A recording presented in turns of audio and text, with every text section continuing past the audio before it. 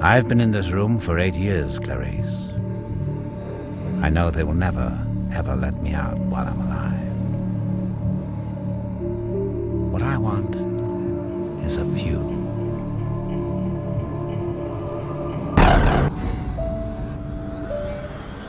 For years, people were talking about a sequel, and I say, oh, yeah. I believe that when I'm standing in front of the camera. Many people say the sequel Silent of the Lamb.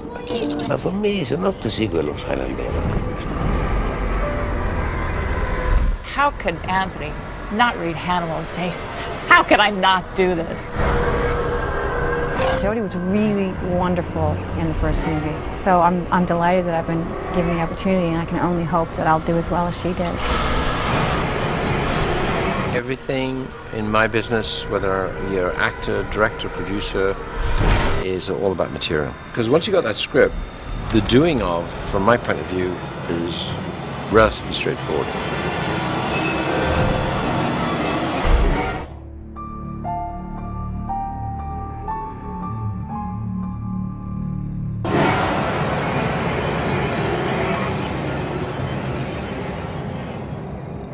I'm a very good friend with Tom Harris.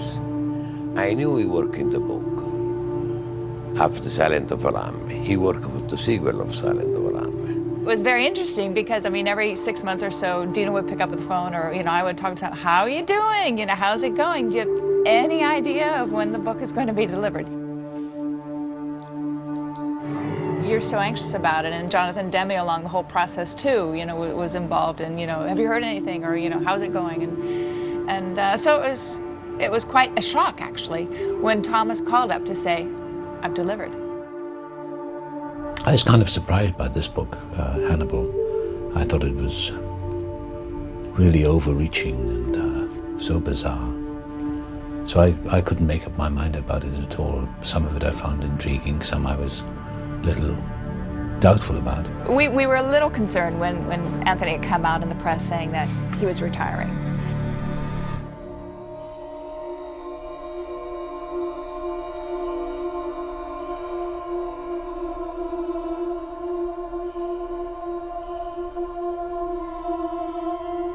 When we were in Rome last year, again, he was in Rome shooting Titus. Called him on the phone to say hello, and Dino goes, Anthony, but really, do Hannibal.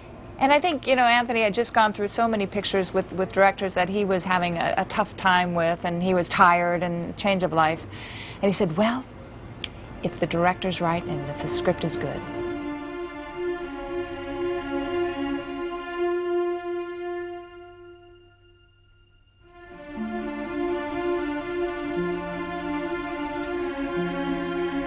So I was in Malta, and one morning Ridley called, said, Dino, I come to say hello to you.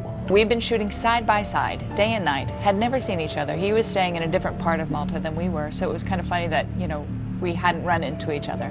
He came around 10 o'clock in the morning, before start to shooting, we had coffee together, and we social conversation, blah, blah, blah, blah, blah, blah, blah, blah. So Ridley left, went on to prepare his movie.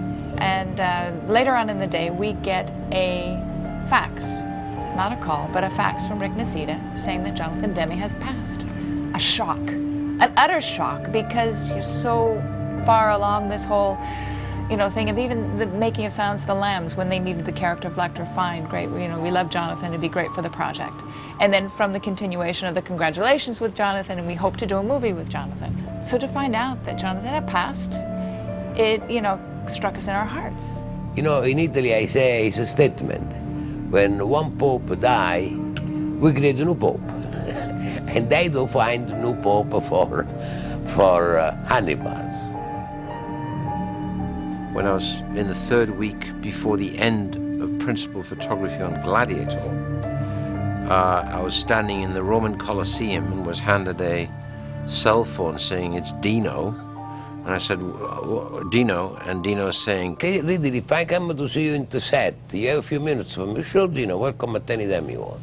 And I thought he wanted to look around the set, We've always wanted to do a film with Ridley, and just by him being there, serendipity, whatever you would not want to call it. But, so Dino said, tonight, I ask Ridley. So Dino and Martha arrived with a a few other people, and John Bon Jovi with him. So I'm thinking, I'm trying to what, John Bon Jovi with Dino, what is this about?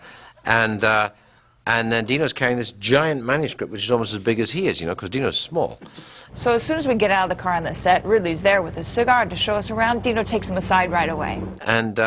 And he talked and said, oh, fantastic, and then said, Said, Ridley, you like to do Hannibal? And so I said, basically, Dino, I'm doing a Roman epic right now. I don't want to do elephants coming over the Alps next, old boy. And he went, Martha translated, and he went, oh, no. He said, Hannibal Lecter. So Dino said, you must read it. I need an answer by Monday, because we were leaving for Rome the next day. We were going away for the weekend, and we needed to start our list of directors, because Dino will not wait. And so at 3 weeks before the end, when the heat is on, when you're filming anything of any scale, let alone Gladiator, I read the thing in like 4 sittings. Once I was in, I was absolutely in, and I read it within the week. And I called up Dino saying, This book is a symphony. It's a fantastic book, and I want to do it. And so we're very excited. I mean, to have Ridley and do Hannibal, it's major. I called up Dino saying, certainly I'm interested in the material. The first person I would like to talk to, though, is Tom Harris. And that was the next call. I was given the name Tom Harris and wrote down, and I'm hopeless with names, and I wrote the number down in Miami. And I'd been shooting all day, and I then looked at rushes, and then had a bit of dinner. I staggered back at the house I was renting in Malta at about 11:45 at night, met the 9.5 yards of fax on the floor from DreamWorks and dealt with that, and then finally thought, oh God, I better call Tom Harris. So I went beep, beep, beep, beep, beep, beep, called the number. This woman voice called and said, hello. I said, hello, is Ted Talley there? And she said, Ted Talley? I went, I must have the wrong number. Click, okay? So I thought I'd give it 8 minutes. You fool, you fool, you fool, right? And 8 minutes later, I called back, and this woman came, and I could hear a kind of a music tone in her voice. I said, different voices, Tom Harris there, please. She said, yes, since I got the conversation with Tom Harris. Cut long story short, when I finally met Tom about 4 months later, the woman was his wife, who said, you were the gentleman who came on and said, hello, is Ted Talley there, weren't you? Tom and I had a big laugh about that.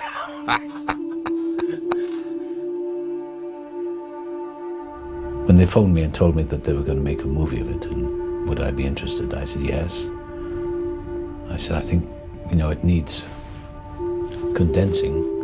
And they tried out a few scriptwriters, a few screenplay writers, and they came up finally with this wonderful writer, Steven Zalian. Now, I wouldn't have never have taken it on if I hadn't had such a good book.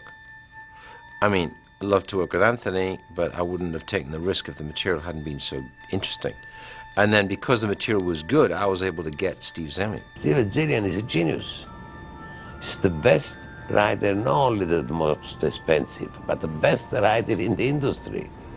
I get very involved with the writing. I love the process with the writers, okay? I don't write it. I can't. I'm not good at that. Or I can write, but I couldn't write in not even the same court as Steve Zalian, right? So forget it. I'm not going to spend 2 years writing a goddamn screenplay, which is not as good as what he can write in 6 weeks, you know.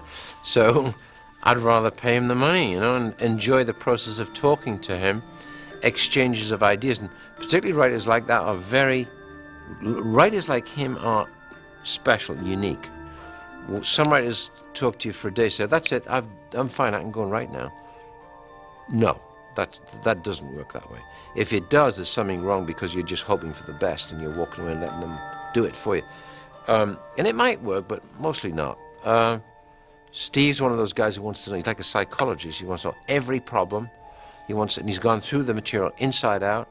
He's come back with all the problems. He makes you sit and sweat through it with him and discusses every inch of the way with him, exchanges of ideas, what about this, what about that. And I suddenly realized after I talked to Steve for like 25 days virtually on the trot, that he was exorcising the 600 pages of the book. He was distilling through discussion what he was going to finally do. One day he suddenly said, okay, I can do it now. And so within a month I had a 130-page screenplay, which frankly I could have just made. 130 pages is a bit long, but... Y tus trailers, visita mi canal.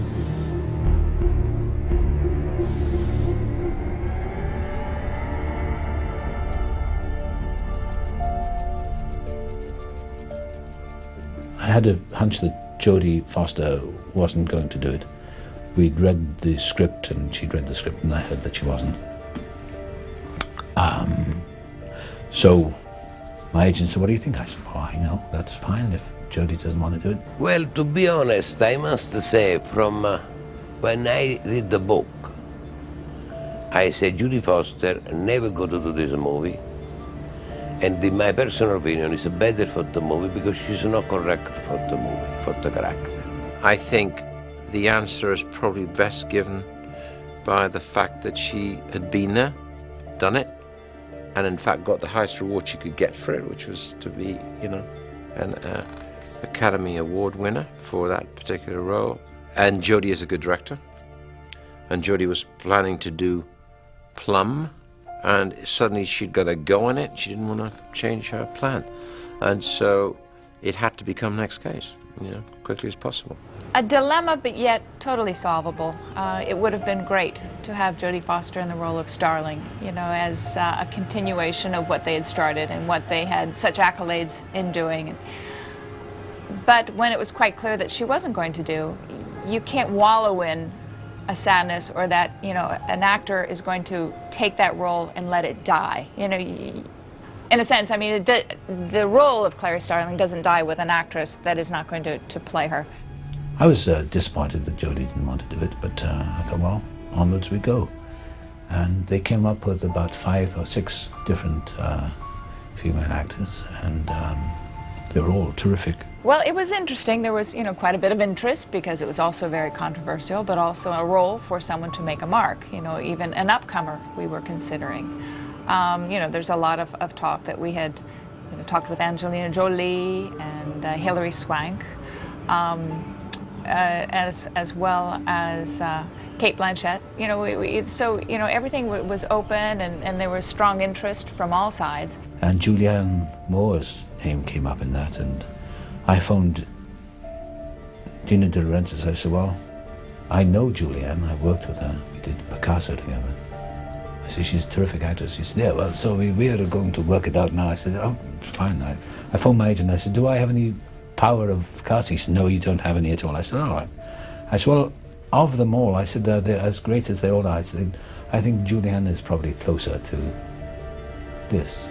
I mean, Anthony, because I felt it was only right to do so, in a way it's his film and his subject, and therefore I felt certainly in this instance it was right to discuss who would be his leading lady. And then when Julianne Moore expressed interest, I mean, this was a coup, you know, because she's a solid actress. She's probably right at, with her colleagues at the top. I got a phone call saying they were interested in me for this part, and they sent me the script and I read it and really liked it. And then I was in London doing some press for Vanity Fair, and I got another phone call saying they really needed to meet me in Los Angeles. So I had to go, after London I flew back to New York and then flew to LA for a day, and then met with Ridley and then came back, and then found out the following day that I had the part. She's a real chameleon. When you think of her, the kind of body of work she's done, and she's always different, to the extent that sometimes you have to say, who's that? Oh my God, it's Julianne. You know, that's really a talent, that's great. And so she was it. We were very lucky that Julianne Moore responded immediately, because she just so comfortably fits the role of Clary Starling in Hannibal. I think that in instances like this, comparisons are inevitable, and of course there are going to be some, you know, there's some apprehension about it because Jodie was really, really fantastic. She won an Academy Award for the role, you know, I mean, she's a great actress. But it's a different movie, so that's the way I have to approach it. That was one movie, and this is another one. Silence of the Lambs was an excellent psychological thriller. Hannibal is different, being Yes, it's a sequel to the characters, but it's not a sequel to that story. Silent of Rambo was a story about Sterling, agent of FBI, in the background in jail, Hannibal Lecter. Correct? Here is the other way around. It's the story of Hannibal, free man. If nothing else, whilst this is a quite different, and in some respects far more exotic story, I wanted to keep it actually within the bounds of absolute reality.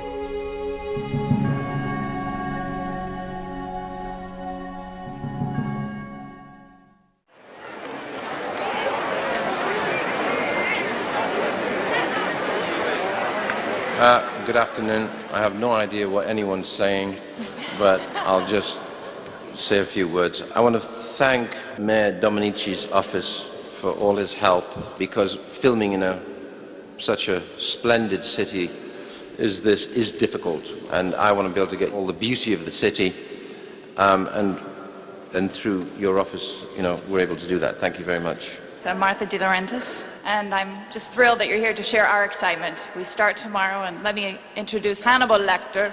Hannibal Lecter, cioè Anthony Hopkins. You don't need a translation for Anthony. E la Clarice Starling, Julianne Moore. I think we're all going to really enjoy ourselves here. Thank you very much. The technicalities of making a movie sometimes can get a little tedious, but they pay me to do it, and I'm fine with that. I don't mind. It's all out of fun anyway. It's an interesting movie because there are kind of a million different tones in it. So the pace of it has changed from week to week, and the tone of it's changed. And so that's been really fun. There's always trepidation when you're going down a route with somebody who's actually been there before and done it. And, am I going to be allowed into the room, or am I going to be the organizer?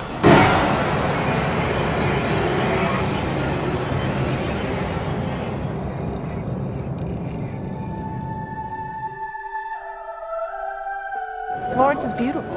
Whether you have gray skies, blue skies, green skies, it's all with the backdrop of the river, the beautiful Tuscan hills behind the city, the ancient history that it has, that it shows in the architecture.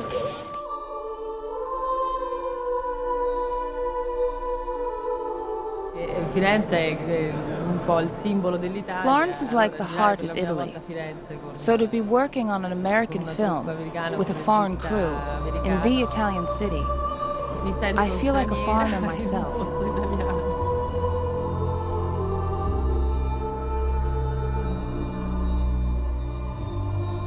Everybody enjoy Florence. We receive fantastic operation from old city of Florence, start from the mayor. They give at disposition everything we need, almost for free. Who wouldn't want to live there and shoot there and be in every palazzo, or invited into the Palazzo Vecchio, and anywhere you went, they opened up their doors that we could shoot there. There are some days that Florence is about 1 million tourists, and all city has about 500,000 citizens. So that means that there are twice so many tourists a day. So we see it. When we shoot on some locations, we just cannot get rid of them, and it's very difficult. Move on without stopping, please. Ritorniamo tutti in posizione, dai. Tutti a posto, ragazzi. Chi stava di qua, di qua. Ritorniamo tutti in posizione, dai. Tutti a posto, ragazzi. Chi stava di qua, di qua. Move on without stopping, please. Ragazzi, dai, avanti. It would become well publicized, or word of mouth. We were there making a movie. So we were on the Palazzo Vecchio, we were on the Ponte Vecchio, we were everywhere, and wherever we went, there were crowds of people shouting, "Hannibal, Hannibal." I felt like Mick Jagger a bit, I didn't know, or Sting, I'd never experienced that before. It was a lot of fun, and people wanted me to sign the book and sign autographs and have photographs. Tus tráilers. I did, and I Visita enjoyed mi that. canal. Because those are the people keeping me in work.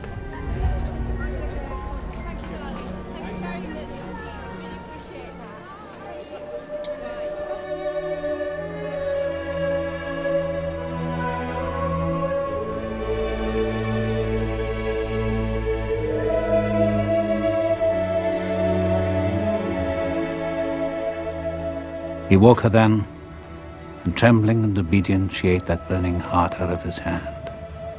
Weeping, I saw him then depart from me. Tonight is the scene of the opera, which is very exciting because it's actually a piece of Dante's sonnet that's never been put to music. Actually, Dante's never been put to music before.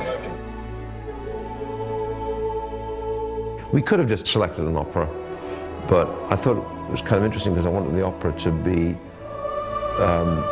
reflect somehow Hannibal. We had Hans Zimmer 2 weeks before we started shooting, and this was just 5 weeks ago now. So the first thing, Hans is just getting off of Mission Impossible because he's been working 24 hours a day for weeks on end.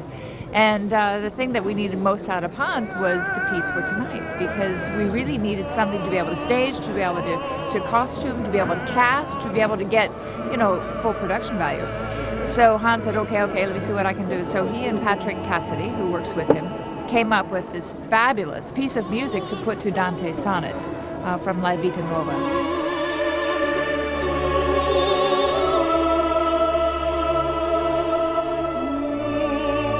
What's exciting about tonight is that we are shooting in this beautiful place next to the church, the Santa Croce, and it's actually the chapel of the Pazzi family.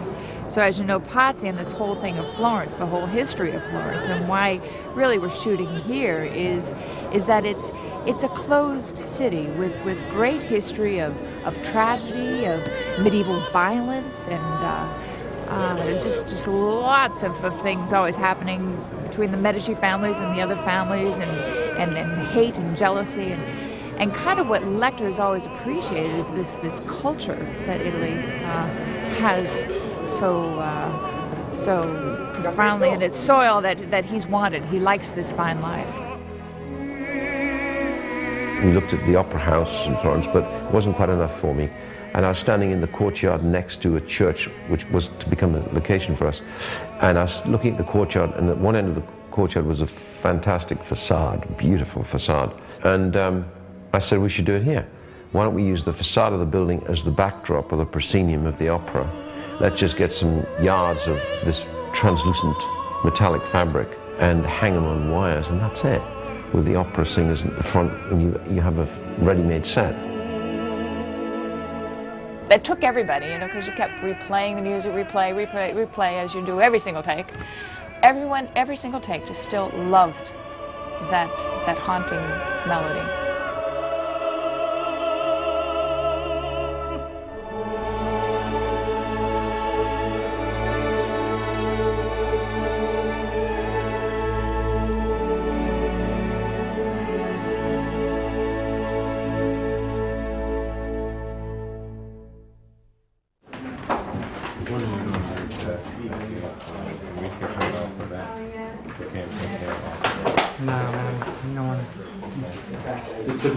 Like you're drunk and seeing double.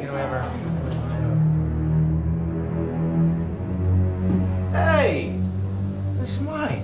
It was really outrageous. You know, we made a lot of jokes because obviously it's pretty far-fetched stuff. But we actually had a wonderful time shooting it all. Certainly, technically, it's very, very interesting to watch. I mean, the work that they've done is kind of amazing. It's pretty. It's you know, it's pretty far out there. I mean, it really.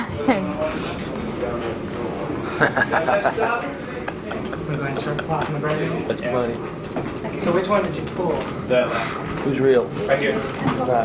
It was just amazing to watch myself working with Anthony Hopkins in character. It's like it's really a great experience. Is the top of the head already on, or do you want it brain in with the brain in?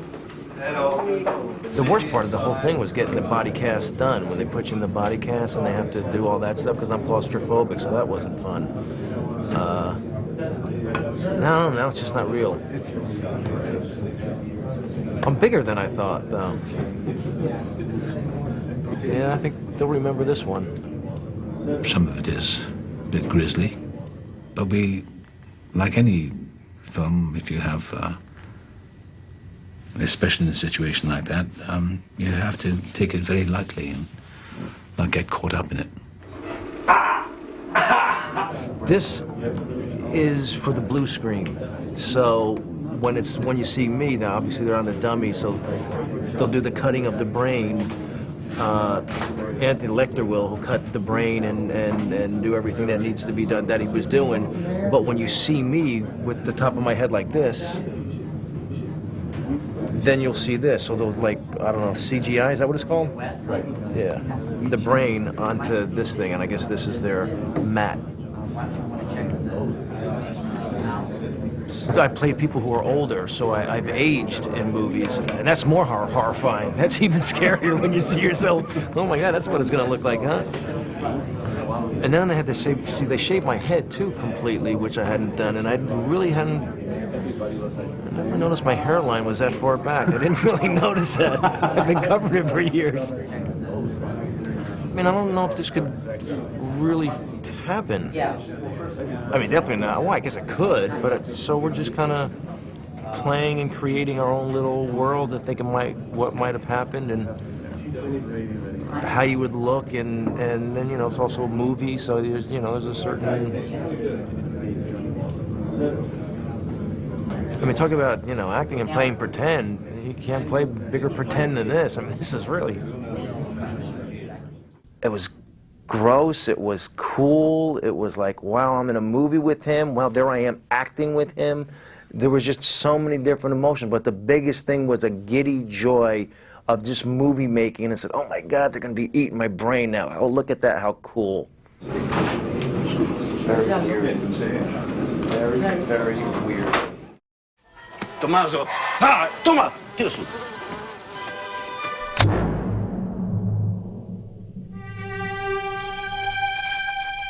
These are all Russian boars, and they are the tallest and lankiest of all the boar. About 7 or 8 months ago, there was rumors of this movie, Hannibal. So we started looking for pigs, and it all sounded feasible, and we knew we could find them. And they pulled the trigger, I think, in March, and said, go get them, because this was one whole sequence that they were very worried, and still are worried since we haven't shot a frame of it, but they wanted to make sure that all will work. You know, they're meant to be killer pigs, but animals don't act. So you're always in a predicament. You want them to be aggressive, but not too aggressive. Anthony is supposed to walk right through them. Well, they don't know Anthony, so how do you make them aggressive, but to the point where he can still go through them? So it's a tightrope. What we've done is actually train them to go to a dummy and grab onto it. And essentially it's just like a retrieve with a dog. You throw something out there and they go get it and shake it or whatever. That's what we've trained these guys to do. So what they do is we have a lot of prosthetic bodies, and they'll run and grab it and shake it and carry it. And once they do that, initially it's just very quickly for like a split second, and then you feed them. And then over time, you progressively make that time longer. And now they'll stand there for like a minute and shake and bite and tear at it, and then we feed them. And everybody goes, oh, well, they just put meat on the body. That doesn't really work, and we will do that at some point, but what will happen is they'll just stand there and eat. So they had to be taught to really shake and tear at things. And then what we've done is now we've transferred that to a person. We used the stunt coordinator, Phil Nielsen, and had them grab him, and have had him do it for about a week and a half now. And they actually jerk him off his feet and run around with him, really. When we know they're going to work, we put them in their stall, we tell them what we want them to do, and then we go away and we give them like 15 minutes to practice it, and we leave it at that.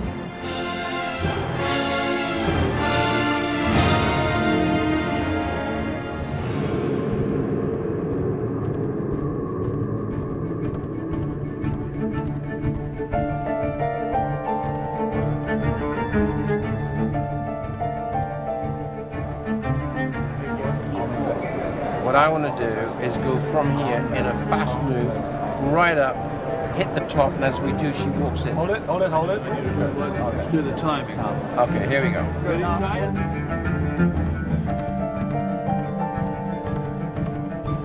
Quitus Trailers.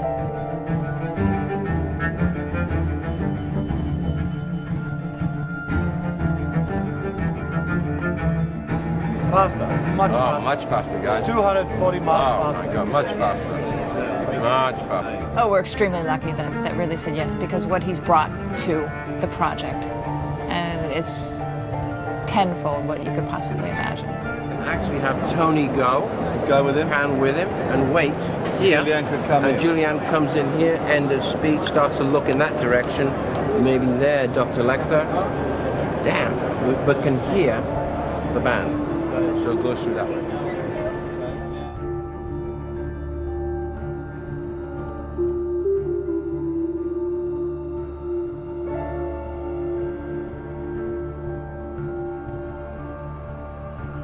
Ridley is a genius.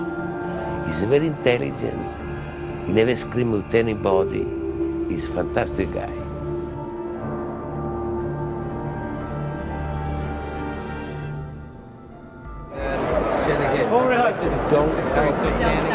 Don't help. And that's when he goes.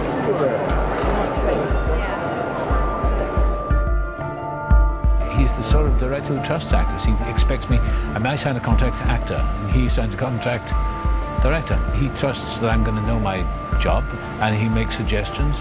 That's all it is. A director doesn't shout at an actor saying, you do it this way. Only a fool would do that. No more than I would tell him where to put the camera. Some actors do that. They ruin films. So I trust that he knows his job, and he trusts that I know mine. I mean, with this part, he said to a member of the crew one day, was saying, let's try this. And he said, well, Tony knows the part, so let him decide. It was a polite way of saying, he knows what he's talking about.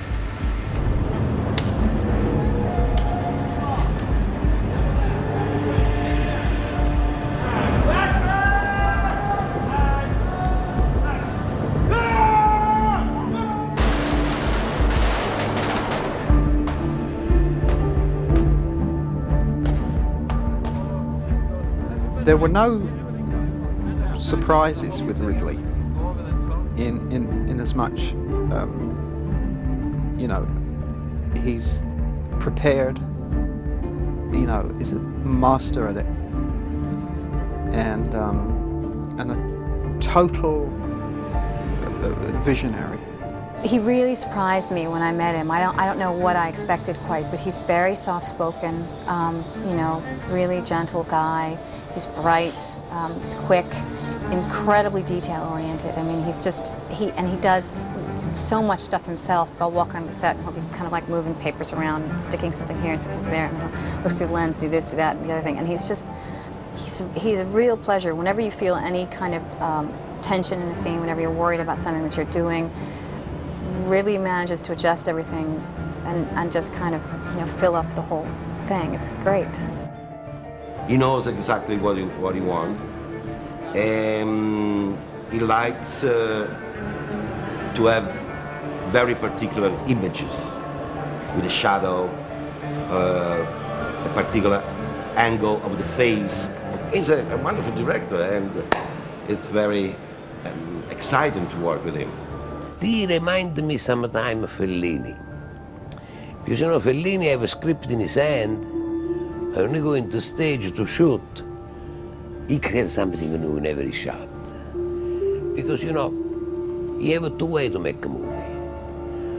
You make the movie like the script, day by day put together, shot together, or you create a day by day movie, and then you have a different movie. This is what Fellini did in his time. It is what Ridley does. He's very practical. No airs and graces about him. There's no mystery. He doesn't want to talk about it or pontificate about it or analyze it. He says, right, why don't you come through that door and then go to the table and cut his head off or whatever he says. He said, all right? Yeah, all right, let's do it. Action. Print, okay, cut. Do you want to do another one? Yeah, all right. Yeah, just do one more, a bit faster maybe. Cut, okay, check the gate onwards. A good director will either tell you faster or slower. That's a good director. Maybe do it a bit faster, or maybe don't do it too fast. That's a good director. All the rest, all the hogwash of talking about it, analyzing it, is just such a waste of time. Rehearsing it and analyzing it, waste of time. For me it is. faster or slower. That's a good director.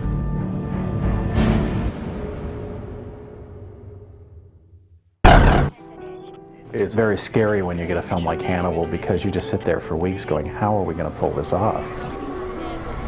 Working with Ridley Scott was, I mean, you can imagine, it's just an incredible experience. It's not often a film like this comes along where you get to do such incredible and original makeups.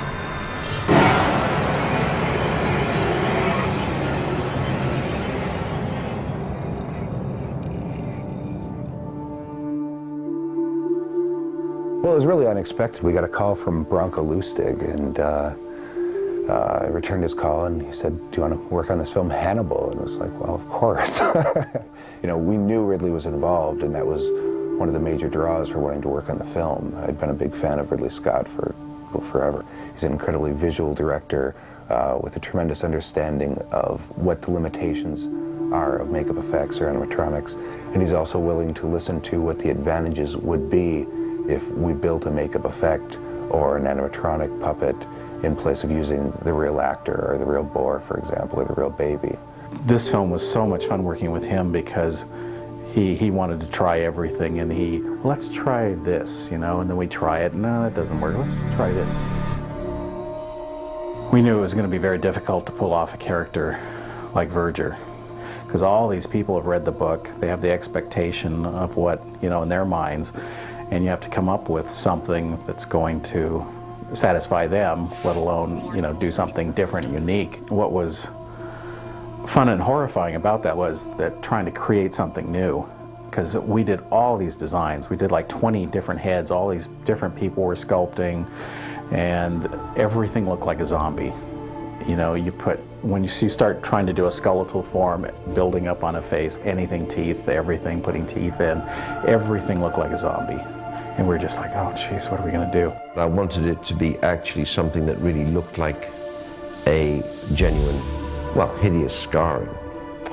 And so during the process of trying to decide how do we make a man monstrous at the same time real, not like a face from the House of Wax. There's a big question in filmmaking of what the audience is going to accept, you know, leaning more toward the realism or more toward the interpretation of it. If you look at a horrible accident scene and you see, you know, dead bodies laying there, oftentimes it looks so fake. So we had done reference as to what this character should look like, and really decided to move away from that because the audience, we didn't think, would really accept it as being something that could happen. You know, somebody that's just so horribly disfigured. People just don't want to look at it and don't want to accept it. We did real elaborate, anatomically correct, you know, muscles and things. And we talked to, Ridley brought in expert doctors and talked about, well, that would dry up, it wouldn't work, and, you know, expose stuff like that. So when I got to Florence finally, Ridley said, I have a new idea, you know, and he showed me some pictures of a fetal type of a thing. And it was interesting because it was touching, really touching. And I thought we'd go in that direction. So I wanted to make Mason Verger rather more touching than monstrous, because I think at the end of the day, I think Mason Verger was really rather amusing, was touching, still hadn't lost his sense of humor, and was, you know, almost sympathetic. So we sculpted this in a day, and we showed it to him the next day, and he liked it a lot, but he wanted to change some things, and we took it another day, and basically that was the design that's in the film. Well, it's 5 hours of makeup, then an hour or so to get clothes and the wig, and really it's 6 hours to get all the pieces together. I really love working with Gary. You can put him in anything and he just will make it come alive. So when I heard he might be up for this film, I was like really excited, because I said, I bet he'll let us, you know, pull his eye open and things like that. And when Gary finally was cast and came in, the first thing he said was, do you think we can clamp my eye open? We have the mechanical baby from the opening sequence with the shootout with Starling. This is the baby that gets covered in blood and washed off at the fish market. It's okay. I know, it's okay. We have this very violent, very aggressive scene where the Starling character, grabs this baby covered in blood and slams it down on this table and, is hosing it off, and it isn't, because she's in such a rush, she really can't be delicate with it. So, we knew immediately that we're going to have to make the baby, and which realism in animatronics or puppets is to me the most interesting thing to do, because people have a point of reference. They know exactly what it's supposed to look like. Therefore, it's the most challenging. So that was to me, one of the more exciting pieces to build, something that people would look at and not think about, this is an animatronic character or a puppet. Just believe this is a baby. What's it to be? Bars in or bars out? Like Judas. Are you confused? I'll decide for you if you'll permit me. The rig was pretty simple for Potsy. It was very effective, and I thought just horribly violent. But those are the most fun things to do, aren't they? So it was kind of a stomach wrap loaded with these entrails and blood sacs and tubing and everything, and it was the jerk of his body falling that caused this blood sac that was pre-cut to open and the entrails to pour out, and I thought it just worked very well. It was pretty horrible to watch. One funny thing, they came up and asked me about, well, what can we use? Because if we use blood, it can just ruin the stucco on the buildings, which is so old, and if it stains it, forget it, major deal. I thought about it, I said, well, probably if we just use Caro syrup and put something like Socaflock in it, like they put on Christmas trees, it's real thick, dry stuff, get red, put it in there, and that's what they did, and it looked real thick, goopy blood, and it, worked very well, but it just hosed down, didn't hurt anything. But it's funny, and when you're shooting someplace like that, you have to think about all that kind of technical things that you can do to ruin the, Florence, So I thought that was really funny. Then here we have the mechanical boar from the sequence when the boars are eating the Sardinians, and this is the boar that chomps down on the face of Verger. The boars, or the boar puppet, just through discussion, Ridley was talking about wanting this violent scene, and of course these real boars are very dangerous. They're these huge creatures. We took a field trip, and to view them, and it was very intimidating. These things running around, and of course they're kind of biting at each other and anything else that gets near them. So we realized that there was some risk involved in putting a person in this pen and getting the person too close to these animals. Off of eBay, we got a Russian boar head that we used, and then we copied it and punched all the hair into it and made this really incredible boar's head, which they use for the close-ups. Could do these snapping and biting scenes, and we also built a puppet of one of the Sardinians that was made out of gelatin and several layers, so the boars could tear away at it and eat it. We took the full bodies of the two guys getting attacked by the boars and made complete mechanical gelatin-skinned edible bodies with all the sculpted underneath, all the anatomically correct, bones and everything, and then stuffed chicken and stuff in between all that, so that it was all edible. And the boars came over and just were pulling out the entrails and grabbed the one guy's face, ripped it right off, the gelatin, and it worked really well. This is the puppet we created for the brain-eating sequence. Of course, the skull cap comes off, and we had animal brains in there, along with kind of a fluid sac going over the top, so when you cut into it, it bursts out, and it's all runny and disgusting. Puppet has full facial movement, eye blink, eyeball movement, back and forth, up, down, jaw movement, cheek movement, neck movement, etc. The first thought was, oh my God, how are we going to do this? It seemed to be an incredibly complicated sequence that had to be done with great precision. I mean, there would be no room for error on this. And You know, of course, we knew we were going to be working with the mill to create the scene, which, you know, left a lot of comfort, but, you know, it's still a really frightening undertaking, you know, knowing that there'd have to be this exact duplicate of Ray Liotta in the form of a puppet, along with the makeup effect that went on his head, along with, of course, the talent of the mill, and just the merging of that. To me, it's one of the best scenes that has combined all the techniques available. It was an incredibly painful scene to watch, even having built the product, you know, and seeing it every day in my studio. In that scene, there are 2 or 3 shots which actually are the figure and not Krendler. And I'm never going to tell you which ones they were, because it was so good. Eventually, when I cut it in, I had to look closely and go, oh, good Lord, that's the figure they made. So they did a really brilliant job. I think the merging, the very seamless merging, especially in this Krendler character, of the makeup effects, the puppet, and what the mill created, more establishes the need for each basis for technology, rather than saying that one will outdo the other. It was about 5 or 6 years ago, everybody was saying, you know, the CG effects are going to eliminate the makeup effects industry. Well, it's kind of nonsense, because we realize that there are things that need to be shot in camera. You know, the director needs to work with, the actors need to play off, or even the visual effects artists need to have a point of reference so that they can do their work properly. And I think that the work that we did with the Krendler character really established that even stronger. It was incredibly seamless. I couldn't see any change between the 3 technologies being used. So, you know, I think that's kind of a feather in everybody's cap that it went off so well.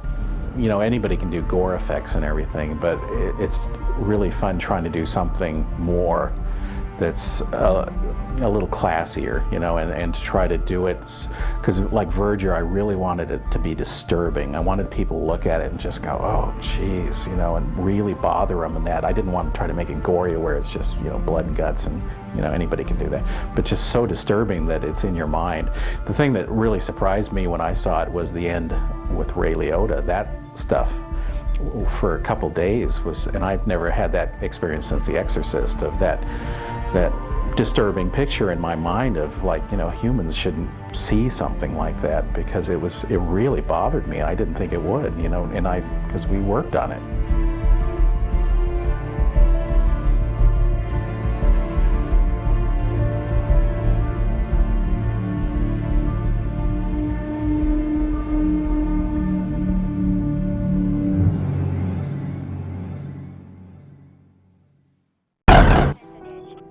It's a haunting story, and my ambition has been that the music will be haunting.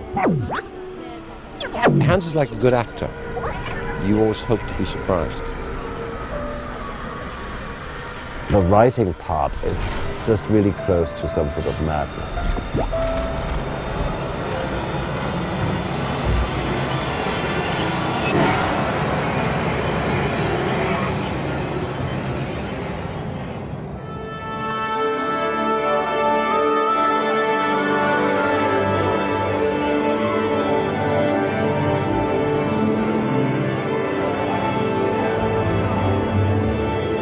Belsize Park in London. I'm in George Martin's facility, which is where Hans Zimmer and I actually like to do score. And it's really a comedy love story, and we have a little opera in it, so we're going to start with the opera, and it's on your stand. There you go.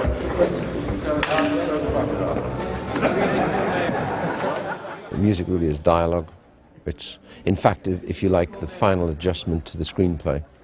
And it's also the final emotional adjustment to my filming process, because the filming is long gone and done, and I can adjust the picture with music, and I can adjust, sometimes they don't like to hear it, but I can sometimes adjust performance with music. I like to work with Hans. I think this is the 4th or 5th now. Actually, the first time I met Ridley, I had the audacity to ask him, how do I not get fired of one of your movies? And he said, don't write me a symphony. So we're doing an opera instead. Ridley knows, for instance, to get me into the cutting room, and I sit there and we both, with Pietro sit there and go through the movie and talk about the scenes and what they mean. We don't talk about the music. We try never to talk about the music because that would narrow it down too much, and it would be restrictive and using words for things that you cannot describe in words, because my language, for me, is more articulate than these words I'm using. That's good.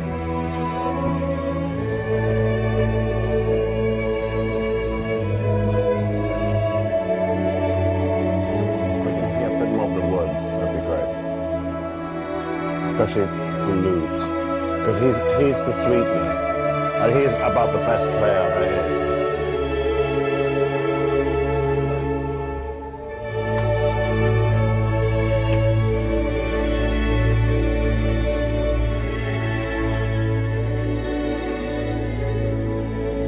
Jonathan Snowden looks more and more like the suffering artist. Let them go through it.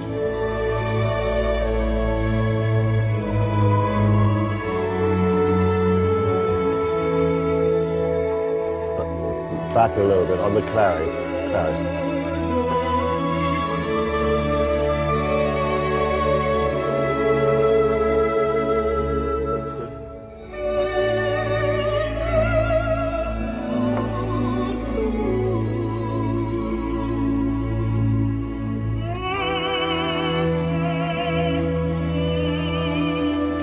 I remember the first time I played him, my set of themes, I wrote about 35 minutes of just ideas and themes, and Ridley sitting next to me as I'm playing these ideas to him for the first time.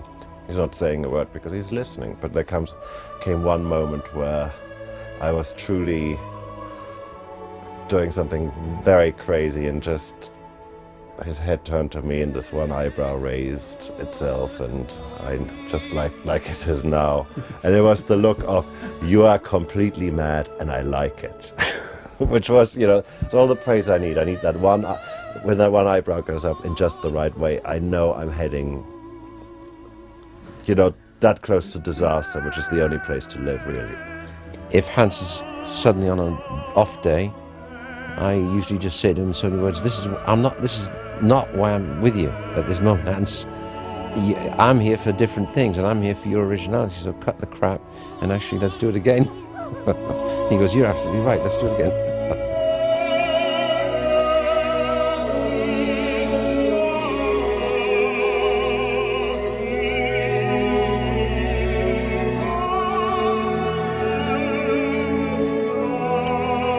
I'm going to make a change in the overall thing, I think.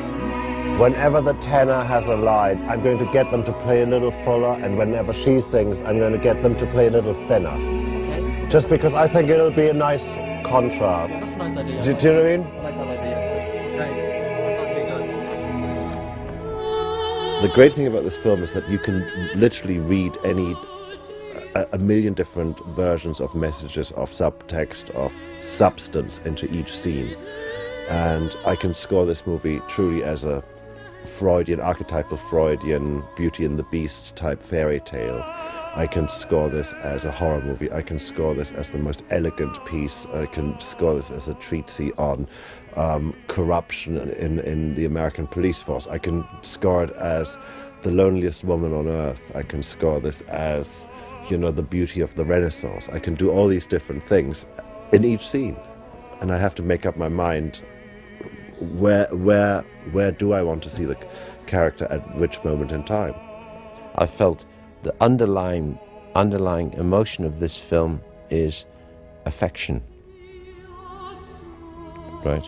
And in some instances, you might even wonder, certainly from one direction, is it more than affection? I've come from this idea that it should really be a love story, but it can be a dark love story. I think using the word passion in its truest sense. I mean, these are two people that should never be together. This is Romeo and Juliet, and so I've done a modern day Romeo and Juliet.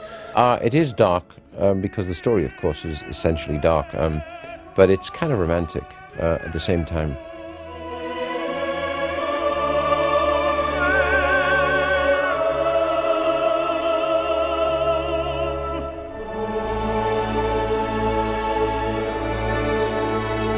tus trailers, visita mi canal.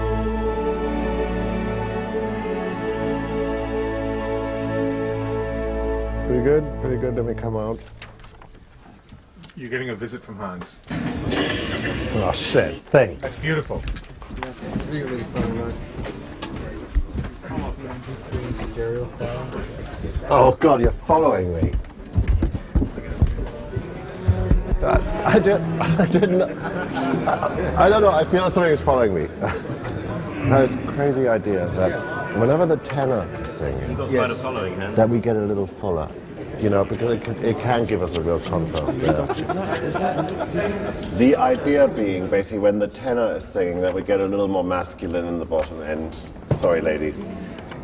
So, in fact, I heard that. The diminuendo starts at the end of 22. You caught us on the day where we have the normal symphony orchestra for the opera sequence, but most of the time I'm using this very odd orchestra, which is only cellos and basses, and they're all playing at the extreme ends of their range. You know, the cellos are playing literally the highest note they can possibly play, and very often I have people play so quietly and so delicately, because I think that is part of the character. Everything that Anthony's character is for me is somebody at the extreme range of whatever is humanly imaginable somehow. And at the same time, it gives it, because I'm sort of misusing the orchestra, I'm misusing these instruments in a way. It gives it that sort of ancientness. You know, they don't sound like a modern day orchestra, and it's part of the quality I'm trying to have all the way through.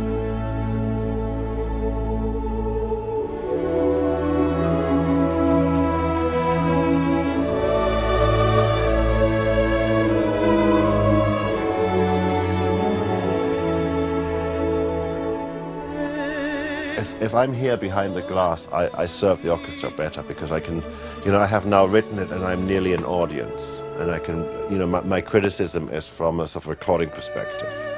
It sounds very different out there.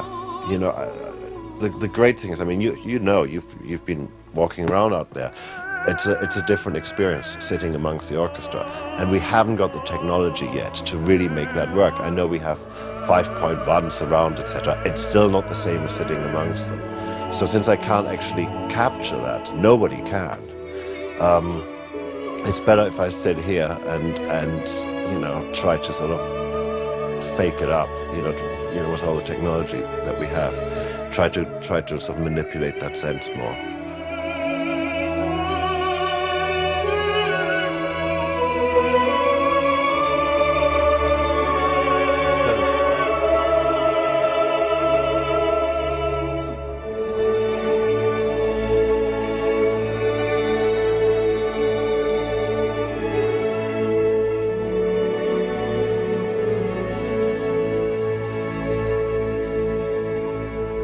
Happy?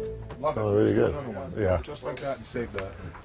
Really fantastic. Let's just do another one for safety's sake. But I mean, really, that was it. Okay. Let me just explain a couple of things here. Since this is a Ridley Scott film, we've never done one without a waltz in it. The Gary Oldman character in this one listens in one scene to the Blue Danube, and bad things happen to him, and you know how that is when something really bad happens to you. You might never ever forget that moment and try to get back to it. So we're using the Blue Danube in a sort of a straight form, and then it starts getting more and more sort of perverted as the movie progresses. So musicians are so more educated, or their education starts so far more earlier than any other job. I mean, you know, a doctor goes to university for I don't know how many years, or a lawyer. These guys started learning their craft when they were three or four, whatever. You know, I mean, they've been doing this all their life. I mean, the level of competence, the level of just sheer learning that's in that room out there is incredible.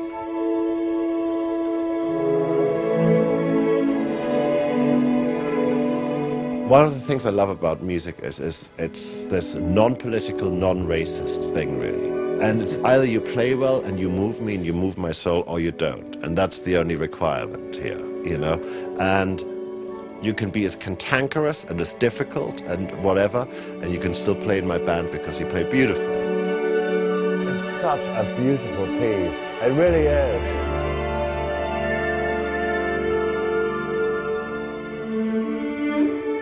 I don't care if you're Republican or Democrat or Communist or Christian or Jew or whatever. It doesn't matter. Just play and play from the heart. And that's the only requirement. And that is sort of a great thing in music. I'm just glad the little children have gone shopping.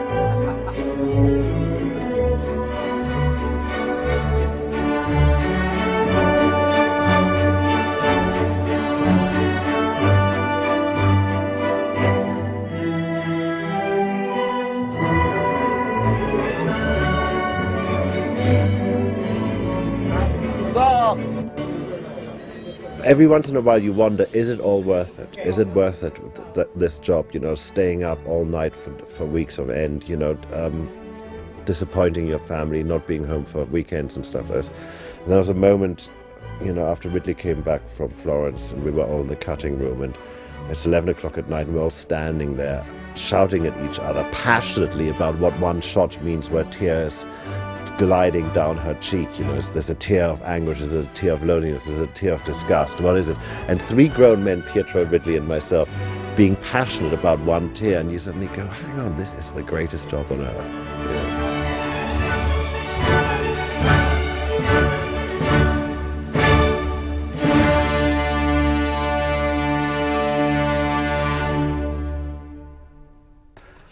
Very nice. But you know, didn't quite sound like world domination yet. I think we can do one more.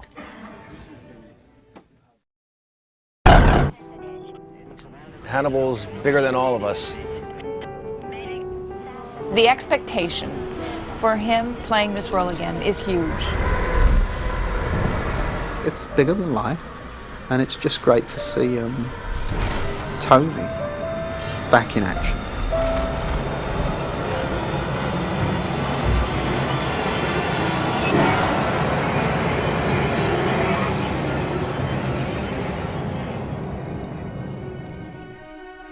I was surprised, pleasantly surprised, that there was still a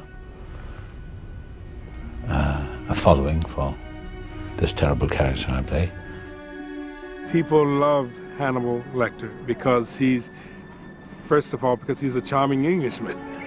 I mean, you know, the English got a way of saying stuff, you know, I'm gonna kill you, you know, I'm gonna eat off half your face, and it sounds so great, you know, so delicious. And I think bad guys, I don't know, intrigue people. And this is like the ultimate in bad guys. I mean, this guy, he goes pretty extreme.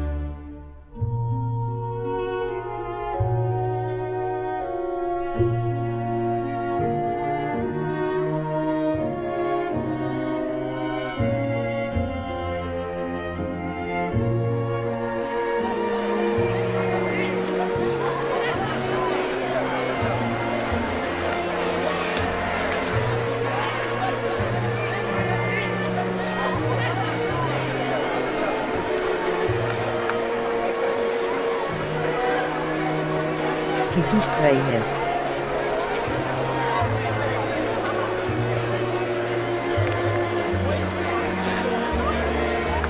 We are the killers. We're the killers.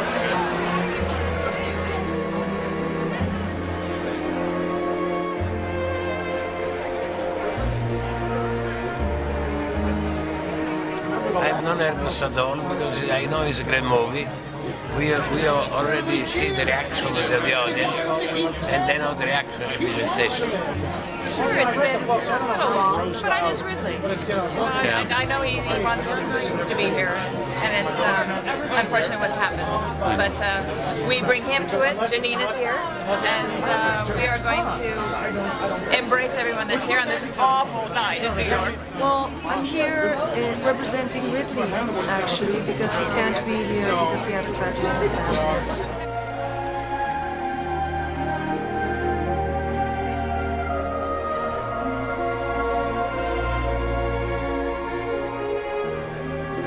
I'm excited to be here, and I'm actually excited that there's so many people with such bad weather outside. But, you know, New Yorkers are tough.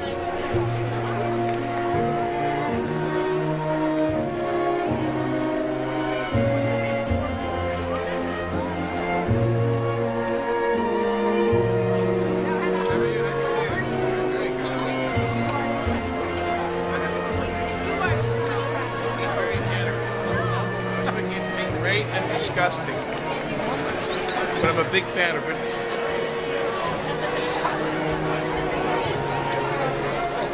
I'm here to see the film, and I'm expecting a wonderful success.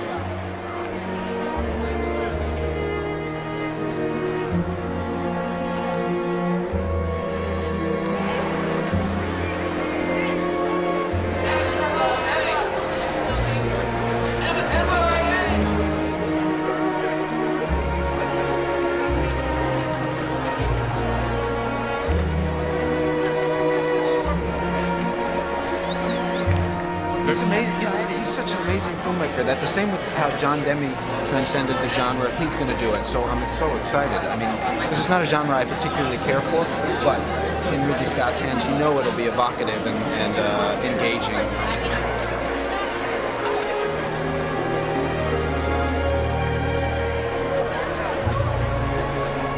I'm expecting to get scared half to death. And movies like this kind of bother me. But I'm such an Anthony Hopkins fan that I'll overlook that.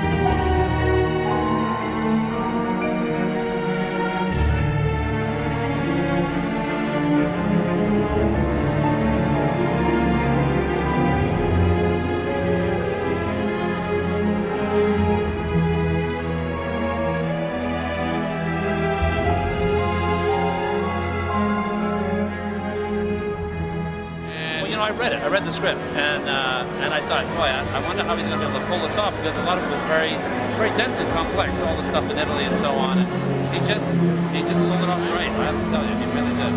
Usually, when you watch movies as an actor, you've been through it so much, you kind of know where the camera is and all that. And I was just swept up in it. I was just on the edge of my seat the whole time.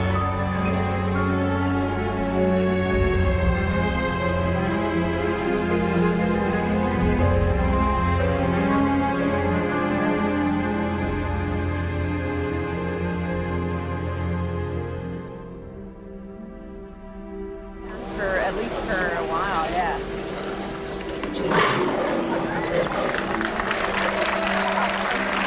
think that Ridley made an extraordinary movie. I mean, really, really beautiful. It's kind of a, I keep telling people that it's like an hallucination or something. It's sort of a fantasy, and I had absolutely no idea that that was the movie I was in, because I was working very hard on my own little segment, which was like a, you know, my own little cop movie or whatever, and Ridley was just kind of building this, it's just, I think it's absolutely stunning what he's done. It really is.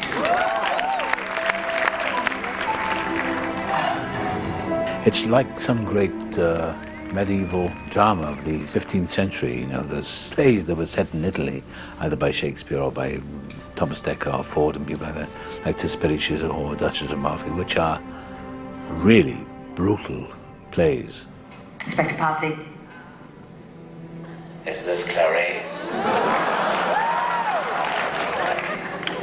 What I also thought was good of Ridley was to not pull back from the horror. I asked him about the famous dinner scene.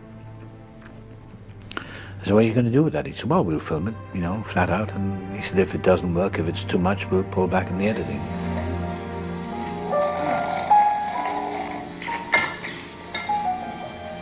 Well, it's not very good, buddy. I admit I added something to. So when I saw the whole thing, whole enchilada, I thought, that's really daring. And then all that stuff, he didn't pull any punches because he shows the audience this is what happens when you mess with Hannibal.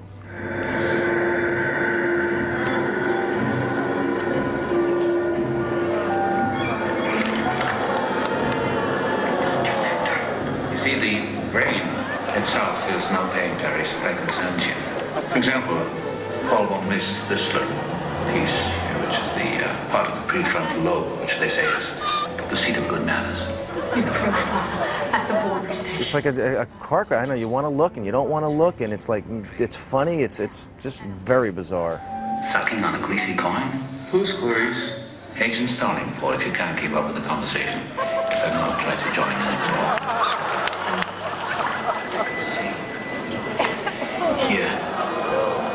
Here's the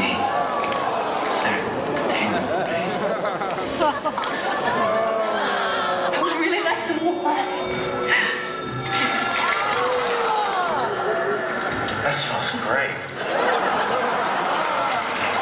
There's that thing with the roller coaster, when you watch people coming down after the roller coaster, they're all screaming as if they're going to die, and they come up there all laughing as they get out. That's what we do with our lives. We give ourselves a severe fright in order for the release. I would really like some more. It's like banging your head against the wall. When it stops, it's a relief to stop doing it. It's like you give yourself the terrors, and then you come out and you laugh because you've flirted with finality. And I think with Lecter, he's that kind of character.